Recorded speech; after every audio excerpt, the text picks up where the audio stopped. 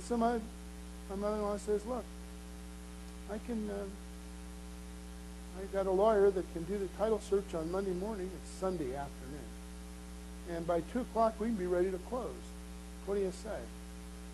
The woman was out of her mind with delirious happiness. Maybe not delirious, but she was very happy. They wrote out what served as their contract. 2 sentences. And my mother-in-law gave her a check for $5,000. This woman did not call her husband and say, I am selling our house for half what I'm asking. Now, she may have done that afterwards, but she didn't do it before she took the check. We walked out and got in the car, and she started the car and drove away, and I looked at her and I said, tell me, how do you sleep at night? She said, what are you talking about? I said, what? You stole that house from her. She said, what are you talking about? I put her family back together. I said, that's a very strange way to look at it. She says, no, that's the only way to look at it. She said, I can't afford to pay more than $26,000 for that house. She told us she'd had it for sale for almost 3 months.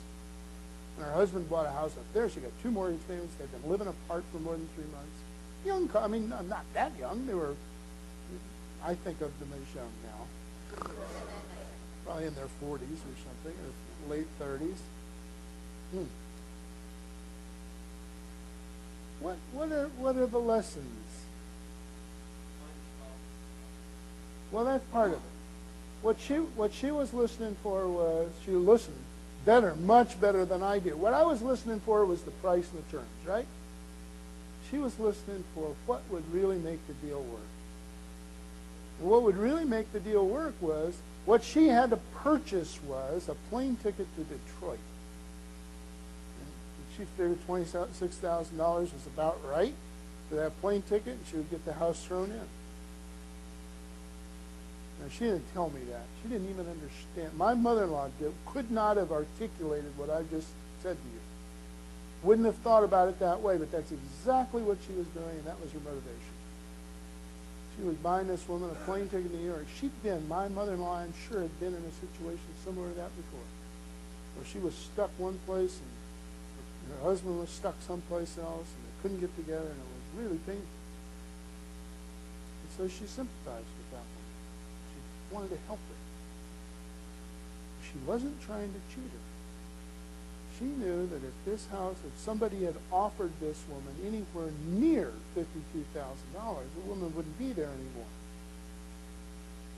Maybe there's something wrong with this house that she can't discover, but for $26,000, she can figure it out, right? Now, I never saw her do it. I never saw her make another transaction, but I talked to her all the time whenever she would buy a house. She went out, as I told you, 48 weeks, 50 weeks a year, every Saturday. She'd only buy 2 or 3 houses a year. You say, my God, are you kidding me? She goes out and she sees 7 or 8, 9, 10 houses a week. And she only buys 3 houses a year, 4 houses a year. That's horrible. And that is pretty horrible. I want to tell you, the guys that, if you've had any sales training, you know that the sales trainers always say, this is a numbers game, and what you do is you knock on a door. They don't get you, you knock on another door. They don't get you, you knock on another door. You don't get you, they knock on another door. And if it takes you 200 times, that 200th door, well, I got to tell you, I've been a salesman, and if it was that hard, I wouldn't have lasted. But it is that hard doing what she's doing, isn't it? If you're trying to buy houses for 40 to 60% of their value, you think that's going to be difficult to do? So for her, it was a numbers game. And she would have become, anybody would have become discouraged if they had kept score like I'm about to tell you. If they'd kept score and said, okay, I got to talk to 300 people before I get one sale. Would that be pretty discouraging? Would you soon find a different line of work? Not her. She didn't look at it like that.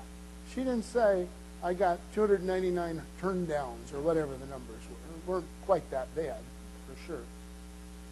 She didn't think of herself getting turned down ever until she made the last, or until she asked the last question and then came back and made her offer.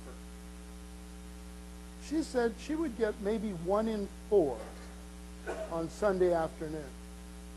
She told me that later, because I got interested. I was teaching the Dale Carnegie sales course, and I was trying to tell this story to somebody, and I didn't know the number. She said, yeah, maybe 1 in 4 of the people she came back with her on Sunday, but maybe she'd go for a month or two without anybody giving her the right answers, the right 3 answers.